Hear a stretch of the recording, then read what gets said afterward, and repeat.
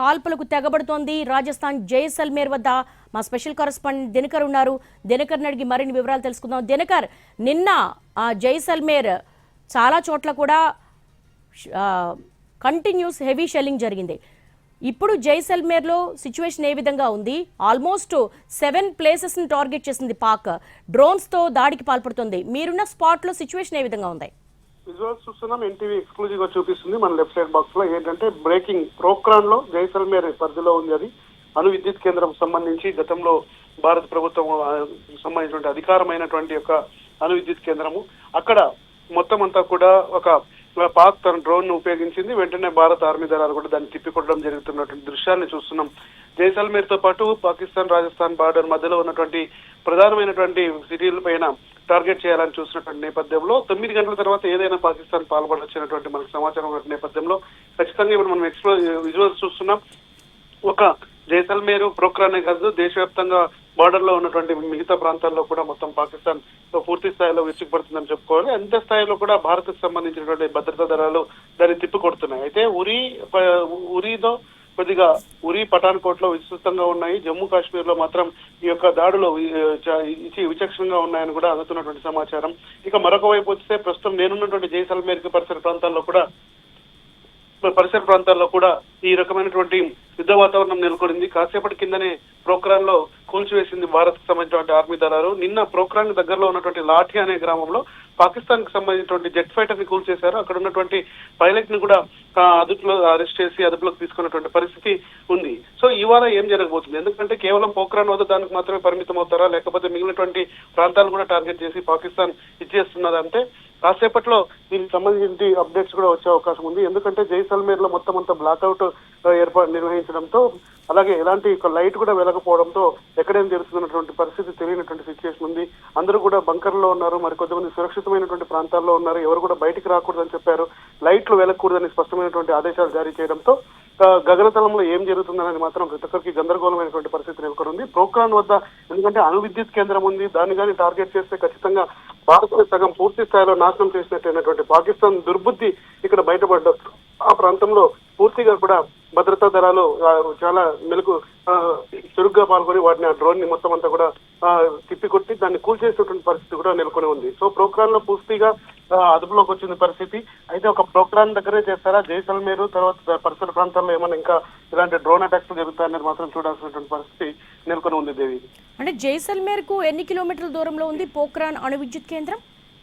60 కిలోమీటర్ల దూరంలో ఉంది. కానీ ఎయిర్ బేస్ లో వస్తే మాత్రం చాలా తక్కువ దూరంలో ఉంటుంది. ఎందుకంటే గగనతలంలో డిస్టెన్స్ కొలిచినప్పుడు రోడ్డు మార్గం కన్నా గగనతలంలోనే తక్కువగా అనిపిస్తుంది. సో పాకిస్తాన్ బోర్డర్ కి ప్రోగ్రామ్ కి చాలా దగ్గర దూరం ఉన్నటువంటి పరిస్థితి. అందుకే దాన్ని టార్గెట్ చేసి నిన్న జెట్ ఫైటర్ ద్వారా కొట్టాలని చూశారు. ఇవాళ డ్రోన్ ద్వారా కొట్టాలని చూశారు. వీటన్నిటిని తిప్పికొట్టింది భారత ప్రభుత్వం. అయినా కానీ భారత భద్రతా దళాలు అయినా కానీ టార్గెట్ ప్రోగ్రామ్ అన్నట్టుగానే కొనసాగుతున్నటువంటి సిచ్యువేషన్ ఉంటున్న నేపథ్యంలో జైసల్మేర్ బార్డర్ లో కూడా ఇంకా దాడులకు తెగబడే అవకాశం ఉంది పాకిస్తాన్. 9 తర్వాత ఏ క్షణంలో అయినా కానీ రెడ్ అలర్ట్ వచ్చే అవకాశం ఉందని అధికారులు చెప్పారు. అంతే స్థాయిలో కూడా ఇప్పుడు అక్కడ జరుగుతున్నటువంటి పరిస్థితి కూడా నెలకొని ఉంది. నేను ఎన్టీవీ నిన్న కవర్ చేసే మనం మొత్తం చీకటిమయమైనటువంటి ప్రాంతం అంతా కూడా ప్రతి ఒక్కరు కూడా కింద పడుకున్నటువంటి పరిస్థితి కూడా ఉంది. ఎవరు కూడా బయటకు రాకుండా ఉన్నటువంటి పరిస్థితి నెలకొని ఉంది. ఫైర్ రేంజర్లు కాల్పులు జరుపుతున్నారు, మరొక వైపు డ్రోన్ అటాకులు జరుగుతున్నటువంటి పరిస్థితి ఉంది.